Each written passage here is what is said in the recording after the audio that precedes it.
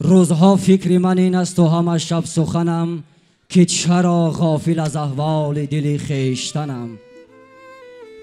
از کجا آمدنم بهر چی بود، به کجا می روم آخر ننمای وطنم. مانده ام سخت عجب کس چی سبب ساخت مرا، یا چی بود است مرا دعوی از این ساختنم. نه به خود آمدم اینجا که به خود باز روم، آن که آورد مرا باز برد تا وطنم. در میان من و عاشق همین است حجاب، وقتی آن است که این پرده به یک سو فکنم. عشق در دل شعله صبح سعادت بوده است، عاشقی احساس بخشش های قسمت بوده است. در جوانی عشق بود و دولت دنیا نبود، این همه به دولتی ها خوب دولت بوده است. میگویند جهان یک قطره از دریای عشق است، فلک یک سبزه از صحرای عشق است.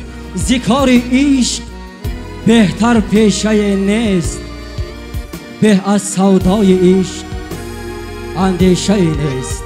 اسیر عشق آزادی نخواهد، گر از غم جان دهد شادی نخواهد. زیان و سود عالم سر به سر هیچ، همین عشق است در عالم دیگر هیچ. آرزو میکنیم بگذار داماد و عروسی نازنین زورق عشق و محبت شما بشکست و ساحل مراد برسد. شما را خانه آباد تبریک، دلی شاد و غم برباد تبریک. عروسی محجبین دامادی خوشبخت، شما را بخت نو بنیاد تبریک. شما را بخت نو بنیاد تبریک.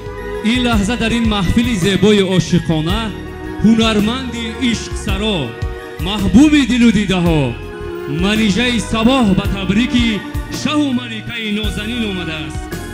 به دوستان عزیز منیژه صباح را و صحنه دعوت می سازیم.